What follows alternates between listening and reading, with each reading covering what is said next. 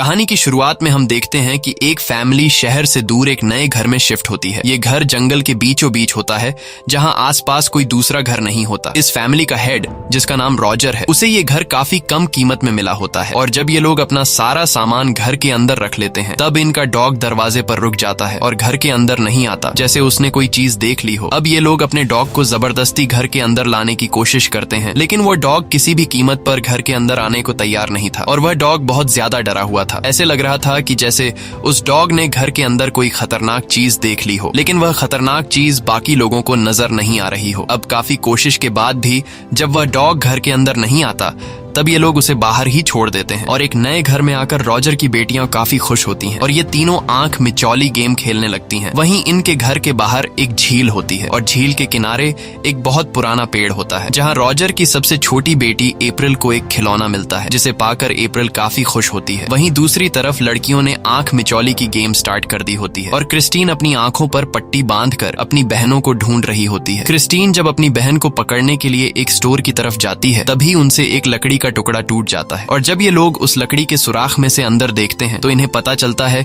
कि अंदर एक दूसरा कमरा है जिसे इन लकड़ियों से छुपा दिया गया है। तभी इनके फादर भी वहां आ जाते हैं और इनके फादर सामने लगी लकड़ियों को हटाकर उस कमरे के अंदर घुस जाता है। अंदर बहुत ही ज्यादा अंधेरा होता है, इसलिए इनके फादर माचिस जलाकर जब अंदर देखता है तो इसे पता चलता है कि ये एक बेसमेंट है जहाँ कुछ पुरानी चीजें रखी गई हैं। इसके बाद रॉजर वापस अपने बेटियों के पास आता है और इनसे कहता है कि अंदर कोई नहीं जाएगा क्योंकि अंदर बहुत सारी मकड़ियां हैं जो तुम्हें काट लेंगी। इसके बाद रॉजर उस दरवाजे को बंद कर देता है। अब रात हो जाती है और सभी सोने के लिए अपने अपने रूम में जाने लगते हैं, लेकिन तभी बाहर इनका डॉग जोर जोर से भौंकने लगता है। कुत्ते को भौंकता हुआ देखकर इन्हें कुछ अजीब सा लगता है, लेकिन फिर ये लोग उस पर ज्यादा ध्यान नहीं देते और सो जाते हैं। अगली सुबह कैरोलीन जब नींद से जागती है तो वो देखती है कि उसके पैर पर एक अजीब सा निशान है। उसे कुछ समझ नहीं आता कि अचानक ये निशान कैसे आए और जब वो अपने कमरे से बाहर आती है तो वो देखती है कि घर की सारी घड़ियां 3:07 पर बंद हो गई हैं। ये देखकर कैरोलीन परेशान हो जाती है और सीधा जाकर अपने हस्बैंड को ये सब बताती है। तब रॉजर अपनी वाइफ कैरोलीन से कहता है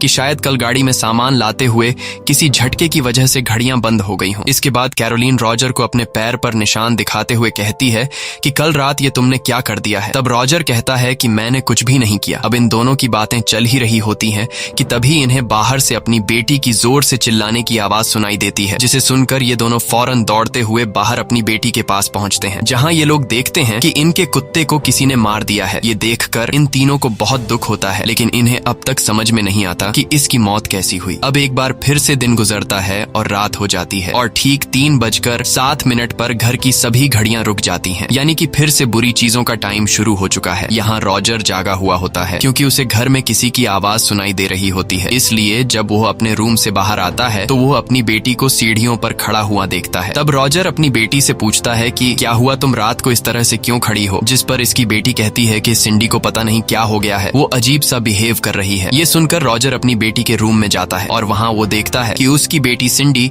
अपना सर सामने की अलमारी से पटक रही है। ये देखकर रॉजर को कुछ समझ नहीं आता कि आखिर उसकी बेटी ऐसा क्यों कर रही है, क्योंकि इसने पहले तो ऐसा कभी नहीं किया। इसके बाद रॉजर अपनी बेटी के पास जाता है और उसे हाथ से पकड़कर बेड पर सुला देता है। अगली सुबह एक बार फिर से कैरोलीन की बॉडी पर एक नया निशान आ गया होता है। ये देखकर कैरोलीन को लगता है कि शायद उसे कोई बीमारी हो गई। इसके बाद रॉजर जब काम के लिए जा रहा होता है तभी उसे घर के छत से किसी के गिरने की आवाज सुनाई देती है। रॉजर जब वहाँ जाता है तो वो देखता है कि छत से एक कबूतर नीचे गिरा हुआ है और वो कबूतर तड़प तड़प कर मर जाता है। ये देखकर रॉजर पूरी तरह से शॉक हो जाता है और रॉजर को भी समझ आ जाता है कि इस नए घर में कुछ न कुछ गड़बड़ है, क्योंकि जब से ये लोग इस नए घर में आए हैं तब से अजीब सी चीजें होने लगी हैं। लेकिन फिर रॉजर कुछ खास ध्यान न देते हुए काम पर चला जाता है। रॉजर के जाने के बाद उसकी 3 बेटियां भी स्कूल चली जाती हैं। अब यहाँ घर पर अकेली कैरोलीन और उसकी सबसे छोटी बेटी अप्रैल रह जाती है। कैरोलीन जब अपनी बेटी के रूम में आती है तो वो देखती है कि अप्रैल किसी से बात कर रही है। तब कैरोलीन अपनी बेटी से पूछती है कि तुम किससे बात कर रही हो, जिस पर अप्रैल बताती है कि इस म्यूजिक बॉक्स में मेरा एक दोस्त रहता है जो मुझसे बातें करता है और ये वही बॉक्स होता है जो अप्रैल को घर के बाहर पुराने बड़े पेड़ के पास मिला था। यह सुनकर कैरोलीन अपनी बेटी की बातों को मजाक में लेते हुए उस बॉक्स को प्ले करती है और इस बॉक्स के शीशे में अप्रैल के दोस्त को देखने लगती है, लेकिन उसे कुछ भी दिखाई नहीं देता। अब यहाँ अप्रैल अपनी मॉम से कहती है कि तुम मेरे साथ आंख मिचौली गेम खेलो। तब कैरोलीन अपनी बेटी की खुशी के लिए राजी हो जाती है और अपनी आंखों पर पट्टी बांधकर अपनी बेटी से कहती है कि तुम घर के किसी भी कोने में छुप जाओ और मैं तुम्हें ढूंढ लूंगी। तब अप्रैल भी ऐसा ही करती है और वो घर के एक कोने में छुप जाती है। इसके बाद कैरोलीन अपनी बेटी को ढूंढते हुए उसके कमरे में चली जाती है, जहाँ कमरे में एक अलमारी होती है और वो अलमारी अपने आप ही खुल जाती है। अलमारी के खुलने की आवाज कैरोलीन सुन लेती है और कैरोलीन को लगता है कि अलमारी को उसकी बेटी ने खोला है, इसलिए वो अपनी बेटी से कहती है कि क्लैप करो। और तभी अलमारी में से 2 हाथ निकलते हैं और 2 बार क्लैप करते हैं। क्लैप की आवाज सुनकर कैरोलीन धीरे धीरे अलमारी की तरफ बढ़ने लगती है। अलमारी के पास पहुंचकर उसे किसी के सांस लेने की आवाज सुनाई देती है। कैरोलीन को लगा कि यह उसकी बेटी सांस ले रही है, इसीलिए वो उसे पकड़ने की कोशिश करती है, लेकिन सामने से आवाज आने के बावजूद उसके हाथ कुछ भी नहीं लगता। ये देखकर वो घबरा जाती है और जल्दी से अपनी आंखों से पट्टी उतार देती है। तब उसे सामने अलमारी में कोई भी नहीं दिखता और तभी पीछे से उसकी बेटी आती है। अपनी बेटी को देखकर कैरोलीन हैरान रह जाती है और वो अपनी बेटी से पूछती है कि तुम कहाँ थी। तब अप्रैल बोलती है कि मैं तो क्रिस्टीन के कमरे में थी। ये सुनकर कैरोलीन पूरी तरह से चौंक जाती है और उसे समझ नहीं आता कि अलमारी में से क्लैप किसने की। अब रात होती है और जब क्रिस्टीन अपने बेड पर सो रही होती है तभी उसका पैर कोई जोर से खींच लेता है, जिससे वो जाग जाती है। शुरू में क्रिस्टीन को लगा कि यह उसकी बहन का मजाक है, लेकिन जब वो देखती है कि उसकी बहन तो बगल में सो रही है जबकि उसका पैर सामने से खींचा गया है, इसलिए वो बेड के नीचे देखती है, पर बेड के नीचे कोई भी नहीं होता और तभी उसे दरवाजे के पीछे कोई दिखता है।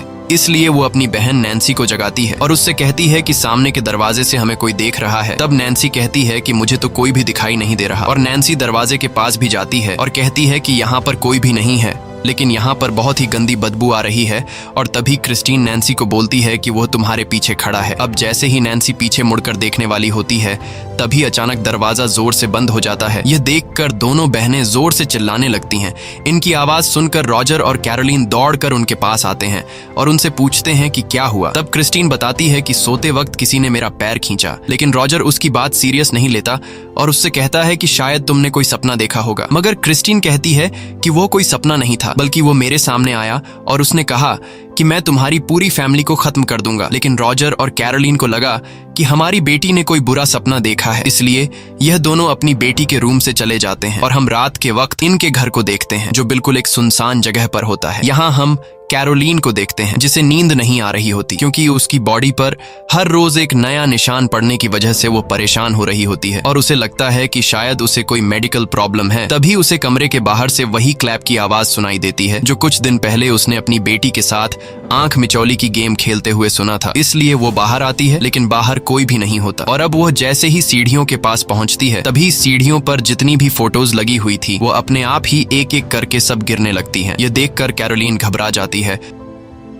और नीचे आती है, लेकिन नीचे भी उसे कोई नजर नहीं आता। तभी उसे बेसमेंट से वही क्लैप की आवाज सुनाई देती है, जिसे सुनकर कैरोलीन बेसमेंट की तरफ जाने लगती है और बेसमेंट के पास पहुंचकर वो देखती है कि बेसमेंट का दरवाजा खुला हुआ है। अब इससे पहले कि कैरोलीन कुछ समझ पाती तभी पीछे से उसे धक्का लगता है और कैरोलीन सीढ़ियों से होते हुए सीधा नीचे बेसमेंट में गिर जाती है। बेसमेंट के अंदर उसे कोई भी नजर नहीं आता और तभी एक बॉल उसकी तरफ आकर गिरता है। यह देखकर कैरोलीन बहुत ज्यादा घबरा जाती है। अब कैरोलीन बेसमेंट से निकलने की कोशिश करती है, लेकिन तभी बेसमेंट का दरवाजा भी अपने आप ही बंद हो जाता है और बेसमेंट में रोशनी के लिए जो लाइट लगी हुई थी वो भी बुझ जाती है। लाइट के बंद होने के बाद अचानक बेसमेंट में से एक बच्चे की हंसने की आवाज आती है, जिसे सुनकर कैरोलीन बहुत ज्यादा डर जाती है और वो जल्दी से माचिस की एक तीली जलाकर थोड़ी बहुत रोशनी कर लेती है। लेकिन तभी कैरोलीन के पीछे से 2 हाथ आकर क्लैप करते हैं। यह देखकर कैरोलीन जोर से चीखती है। वहीं दूसरी तरफ सिंडी फिर से नींद में खड़ी होकर सामने की अलमारी से अपना सर मार रही होती है और उसके सर के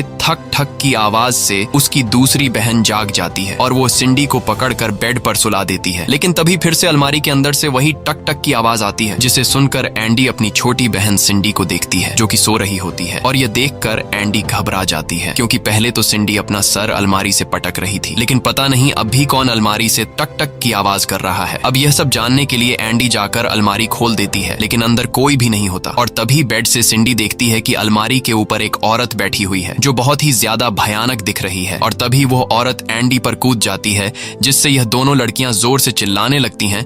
उसी वक्त बाहर रॉजर काम से लौट रहा होता है और रॉजर अपनी बेटियों की चीखने की आवाज सुनकर दौड़ते हुए घर पर आता है। घर के अंदर आते ही उसे अपनी वाइफ कैरोलीन की बेसमेंट से आवाज आती है। तब रॉजर जल्दी से बेसमेंट का दरवाजा खोलकर अपनी वाइफ को बाहर निकाल लेता है, जिसके इसके बाद यह दोनों ऊपर अपनी बेटियों के रूम की तरफ जाने लगते हैं। ऊपर वाले रूम में पहुंचकर यह लोग देखते हैं कि उनकी बेटियां बहुत ज्यादा घबराई हुई हैं।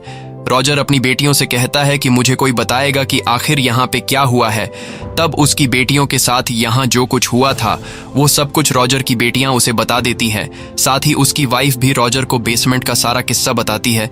ये सब सुनकर रॉजर और उसकी पूरी फैमिली समझ जाती है कि इस घर में कुछ ऐसा है जो बहुत ही ज्यादा खतरनाक है। इसलिए अगले दिन रॉजर और उसकी वाइफ कैरोलीन एक कपल के पास जाते हैं, जिसमें से हस्बैंड का नाम एडम और उसकी वाइफ का नाम सोफिया है। ये दोनों पैरानॉर्मल एक्सपर्ट होते हैं जो भूत, शैतान या किसी सोल को काबू कर सकते हैं। यहाँ कैरोलीन एडम और सोफिया से कहती है कि मेरे घर में अजीब सी घटनाएं हो रही हैं, इसलिए आप दोनों मेरे घर पर आइए, हमें आपकी मदद की जरूरत है। लेकिन एडम और सोफिया इनके घर पर आने से इनकार कर देते हैं क्योंकि उन्हें लग रहा था कि यह इनका वहम हो सकता है। लेकिन यहाँ कैरोलीन बार बार इन दोनों से रिक्वेस्ट करती है और कहती है कि अगर तुम दोनों हमारे घर पर नहीं आए तो वो शैतान हमारी बेटियों को मार देगा। यह सुनकर एडम और सोफिया कैरोलीन की बात को सीरियस ले लेते हैं और इनके घर पर आने के लिए राजी हो जाते हैं। कुछ देर बाद यह दोनों कैरोलीन के घर पर पहुंच जाते हैं। घर पहुंचने के बाद इन दोनों को बताया जाता है कि जैसे ही यहाँ रात को 3:07 होते हैं तब सभी घड़ियां रुक जाती हैं और पूरे घर में से गंदी बदबू आना शुरू हो जाती है। साथ ही अजीब सी आवाजें भी आने लगती हैं। ये सब सुनकर एडम बताता है कि जितनी भी चीजें तुम लोगों ने अभी हमें बताई ये सब एक शैतान की निशानियां हैं। अब यहाँ इनके घर को एक्सप्लोर करते हुए एडम को पता चलता है कि इस घर में एक बेसमेंट भी है। ये पता चलते ही एडम और सोफिया बेसमेंट में जाते हैं। बेसमेंट में जाने के बाद सोफिया को अजीब से आवाजें सुनाई देती हैं, जिसे सुनकर सोफिया समझ जाती है कि यहाँ कोई बहुत ही खतरनाक चीज रहती है। इसके बाद ये सभी खाना खाने के लिए टेबल पर बैठ जाते हैं और यहाँ एडम माइक ऑन करके रिकॉर्डिंग स्टार्ट कर देता है। जिसके बाद एडम रॉजर से पूछता है कि जब यहाँ पर इतना कुछ हो रहा था तो तुम इस घर को छोड़कर गए क्यों नहीं।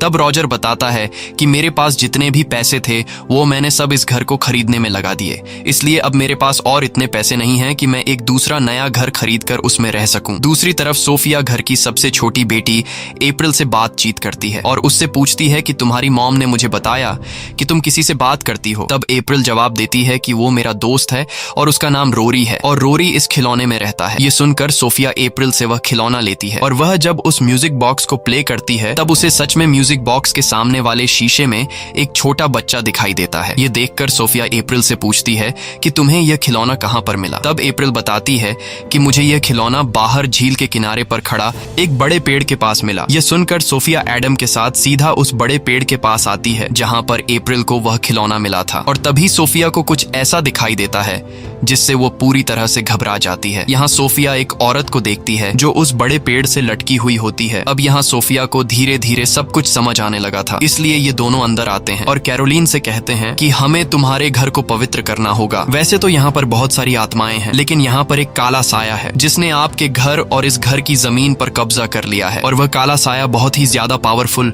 और खतरनाक है। साथ ही वह बताती है कि जब मैं आपके घर के अंदर आई थी तो मैंने उसी वक्त इस काले साये को देख लिया था। वो आपके पीछे खड़ी थी और दूसरी बार मैंने उसे तुम्हारी बच्चियों के पीछे देखा। ये काला साया तुम्हारी फैमिली के साथ जुड़ चुका है, इसलिए अगर तुम इस घर को छोड़कर चले भी जाओ तो काला साया तुम्हारा पीछा नहीं छोड़ेगी, क्योंकि अब उस काले साये ने तुम सभी लोगों को कब्जे में ले लिया है। तब रॉजर पूछता है कि अब हमें क्या करना होगा, जिस पर एडम जवाब देता है कि हमें इस घर में एक्सोर्सिज्म करना होगा। लेकिन यह सब करना इतना आसान नहीं, क्योंकि सबसे पहले हमें सबूत इकट्ठे करने होंगे कि इस घर में सच में काला साया है और फिर सबूत मिलने के बाद हमें उसे चर्च में देना होगा और चर्च का पादरी सबूत देखने के बाद ही यहाँ आकर एक्सोर्सिज्म करेगा। अब यहाँ एडम कहता है कि हमें ज्यादा देर तक यहाँ नहीं रुकना चाहिए, क्योंकि वह साया जो तुम्हें नुकसान पहुंचाना चाहता है हम उसके लिए खतरा हैं और वह कभी नहीं चाहेगा कि हम यहाँ पर ज्यादा देर तक रुकें। इसलिए ये दोनों वहाँ से चले जाते हैं और जब ये दोनों अपने घर पर पहुंचते हैं तब एडम रिकॉर्डिंग ऑन करके सुनता है जो उसने रॉजर के घर पर रिकॉर्ड की थी। लेकिन अजीब बात ये थी कि उस रिकॉर्डिंग में एडम के अलावा और किसी की भी आवाज नहीं थी। ये देखकर ये लोग समझ जाते हैं कि वो काला साया बहुत ही ज्यादा पावरफुल है और वो हर एक चीज पर कंट्रोल कर सकता है। अब यहाँ सोफिया एडम को उस घर की सारी सच्चाई बताने लगती है कि 1971 में उस घर में 2 कपल रहा करते थे और उस आदमी की वाइफ शैतान की पूजा किया करती थी और वो औरत काले जादू पर विश्वास रखती थी। लेकिन इस बारे में उस औरत के हस्बैंड को कुछ पता नहीं था और एक दिन उस औरत ने शैतान को खुश करने के लिए अपने 7 साल के बच्चे को जलाकर उसकी बलि दी थी। और जब इस बात की खबर उस औरत के हस्बैंड को लगी तो उस आदमी ने अपनी वाइफ को बाहर झील के किनारे उस बड़े पेड़ पर लटकाकर मार डाला। और जब वह आदमी अपनी वाइफ को मार रहा था तब उस टाइम घड़ी पर 3:07 हो रहे थे और बस उस दिन के बाद से उस घर में बुरी चीजें शुरू हो गई। इसके बाद उस घर में जो कोई भी आता तो उस औरत की आत्मा उन लोगों को मार डालती। उस बुरी आत्मा ने एक बच्चे और एक नौकरानी को भी मार दिया है, इसीलिए अब इस घर में और भी बहुत सारे आत्माएं रहती हैं। अब इन दोनों की बातें चल ही रही होती हैं कि तभी इन्हें रिकॉर्डर पर उस काले साए की आवाज सुनाई देती है। और जब ये लोग घड़ी की तरफ देखते हैं तब घड़ी में 3:07 हो रहे होते हैं। अगले दिन सोफिया और एडम एक पुलिस ऑफिसर और एक कैमरामैन के साथ उस घर पर जाते हैं ताकि ये लोग सबूत इकट्ठा कर सकें। ये लोग घर के हर एक कोने में माइक और कैमरा फिट कर लेते हैं ताकि यहाँ रात को कोई भी हरकत हो तो ये लोग उसे कैमरे में रिकॉर्ड कर सके। वहीं दूसरी तरफ सोफिया कैरोलीन से बात कर रही होती है। तब कैरोलीन सोफिया को अपनी फैमिली की फोटोज दिखाते हुए कहती है कि मैं अपने बच्चों से बहुत ज्यादा प्यार करती हूँ, इसलिए तुम जैसे भी करके उस काले साए से मेरे बच्चों को बचा लो। सोफिया जवाब में कहती है कि तुम परेशान मत हो, बस तुम अपने आप को मजबूत रखो। उस काले साए के सामने तुम खुद को जितना कमजोर करोगी वो तुम पर और ज्यादा हावी होने लगेगा। अब यहाँ पूरे घर में कैमरा और माइक फिट करने के बाद जब सारी तैयारियां हो जाती हैं तब ये लोग उस काले साए का इंतजार करते हैं। लेकिन आज रात उस घर में कुछ भी नहीं होता क्योंकि वो काला साया बहुत ही चालाक होता है और उस काले साए को इनकी चाल का पता चल जाता है। अगली सुबह सभी लोग मिलकर नाश्ता करते हैं और सोफिया कैरोलीन को आराम देने के लिए जब कपड़े तार पर सुखा रही होती है तभी अचानक एक कपड़ा उड़ जाता है और वह साया सोफिया के सामने खड़ा हो जाता है। लेकिन तभी वह कपड़ा उड़कर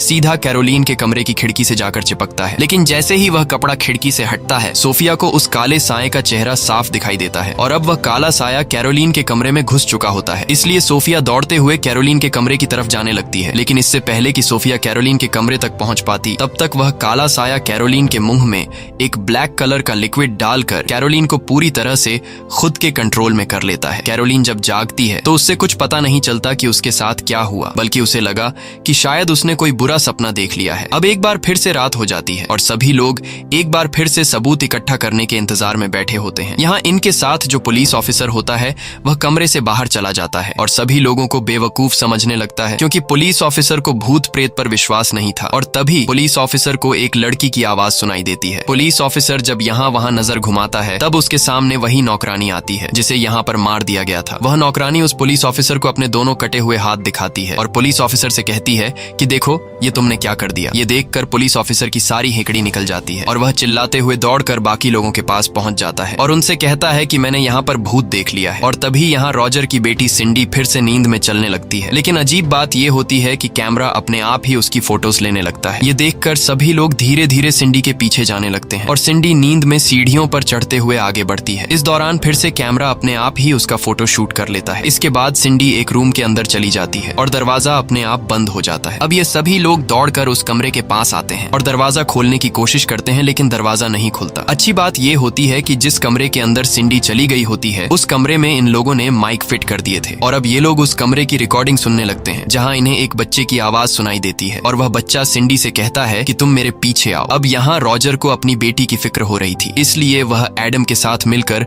उस कमरे का दरवाजा तोड़ देता है। लेकिन कमरे के अंदर जाने पर रॉजर को अपनी बेटी कहीं पर भी दिखाई नहीं देती। ये लोग सिंडी को चारों तरफ ढूंढते हैं लेकिन सिंडी इन्हें कहीं पर भी नहीं मिलती और तभी इन लोगों को सामने एक अलमारी दिखती है। जब ये लोग उस अलमारी को खोलते हैं तब उस अलमारी में एक बड़ा सा सुराख हुआ होता है और जब ये लोग सुराख के अंदर देखते हैं तो अंदर एक कोने में सिंडी बैठी होती है, जिसके बाद ये लोग सिंडी को सही सलामत वहां से निकाल लेते हैं। अब यहाँ अप्रैल जो रॉजर की सबसे छोटी बेटी होती है जिसे बाहर पेड़ के पास खिलौना मिला था, वह सोफिया को बताती है कि मेरा दोस्त रोरी जब ज्यादा डरा हुआ होता है तो वह उस अलमारी के पीछे उस कोने में बैठता है जहाँ पर अभी सिंडी बैठी थी।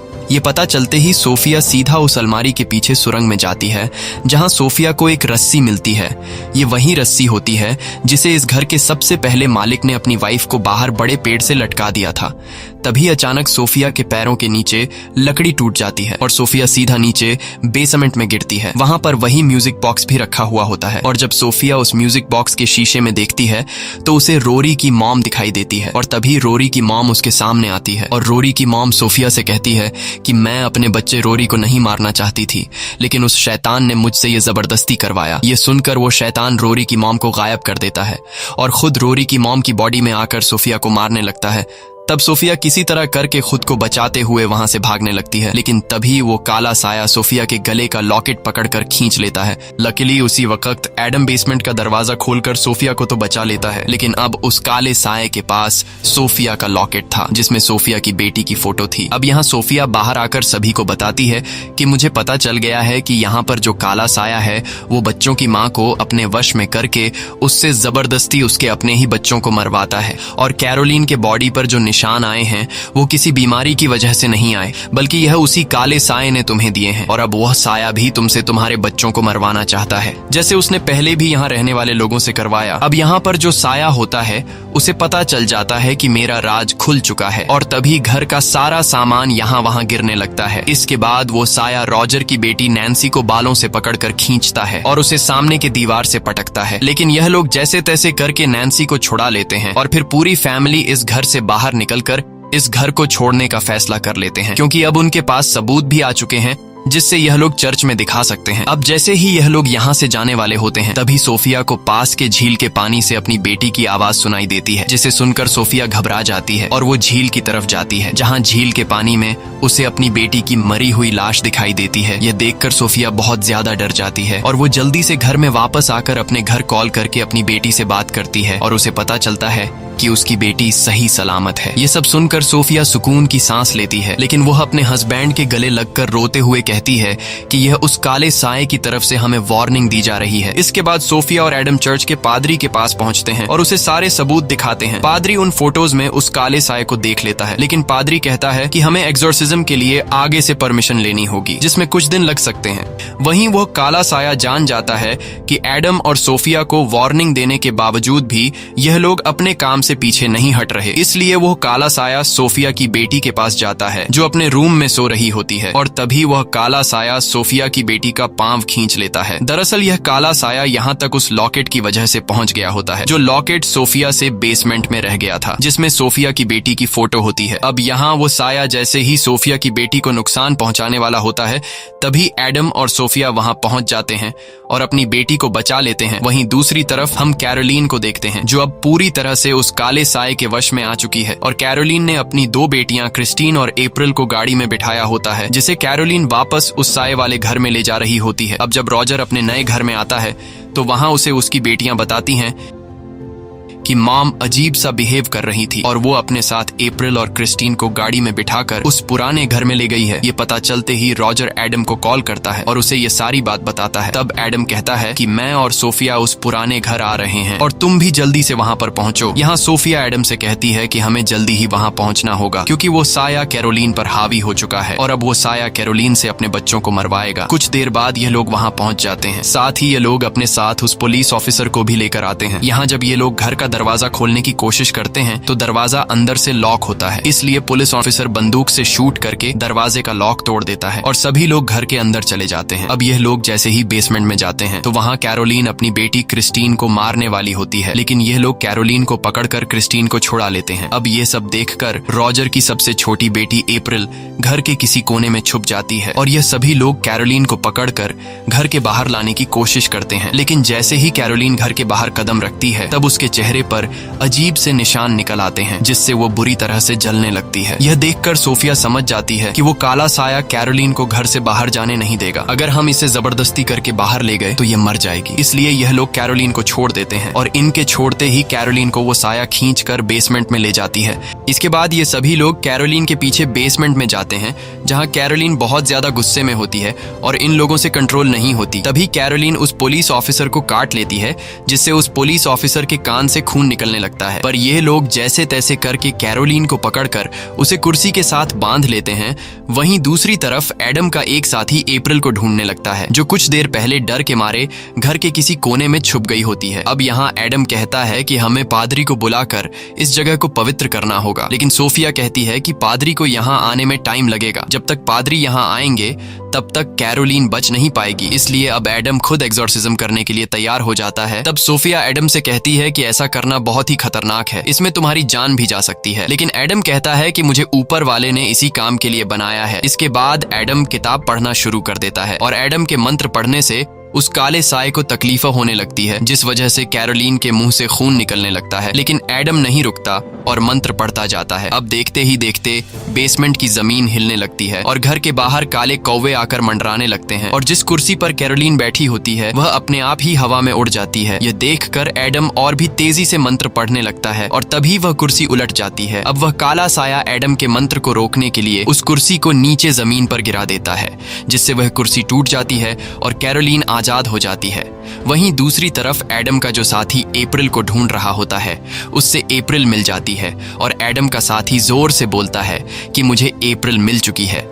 वह किचन के नीचे है और यह आवाज कैरोलीन भी सुन लेती है, जिसे सुनकर कैरोलीन अप्रैल को मारने के लिए दौड़ती है और वह अप्रैल के काफी करीब पहुंच जाती है। अब कैरोलीन जैसे ही कैंची उठाकर अप्रैल को मारने वाली होती है, तभी वहां पर एडम आकर एग्जॉर्सिज्म कंप्लीट कर देता है। एग्जॉर्सिज्म कंप्लीट होने के बाद वह शैतान कमजोर होने लगता है और अब यहाँ एडम उस शैतान का असली नाम पुकारता है और कहता है कि बेंसी माँ, मैं तुम्हें कसम देता हूँ कि ईश्वर की मर्जी से तुम वापस नरक चले जाओ। अपना असली नाम सुनकर उस शैतान को कुछ होने लगता है, लेकिन अब भी वह कैरोलीन की जान छोड़ने को तैयार नहीं था। पर तभी यहाँ सोफिया ऊपर के एक सुरंग से अपना हाथ निकालकर कैरोलीन के सर पर रखती है और उसका हौसला बढ़ाती है और कहती है कि तुम इस शैतान को हरा सकती हो, बस अपने आप को मजबूत रखो। साथ ही सोफिया कैरोलीन को उसकी फैमिली के अच्छे पल याद करवाती है और कहती है कि याद है तुमने मुझसे कहा था कि तुम अपनी फैमिली से बहुत ज्यादा प्यार करती हो। और कैरोलीन अपनी फैमिली को याद करके होश में आने लगती है और आखिर में कैरोलीन की फैमिली और उसके बच्चों की यादें उस शैतान को उससे दूर कर देती हैं। अब कैरोलीन धीरे धीरे वापस नॉर्मल हालत में आने लगती है और वह शैतान कैरोलीन की बॉडी को छोड़कर चला जाता है। होश में आने के बाद कैरोलीन अपने बच्चों को गले लगाती है और इसी के साथ सच्ची कहानी पर बनाई गई यह फिल्म खत्म हो जाती है। अगर आपको यह वीडियो अच्छी लगी हो तो हमारे चैनल को सब्सक्राइब और वीडियो को लाइक जरूर कीजिएगा।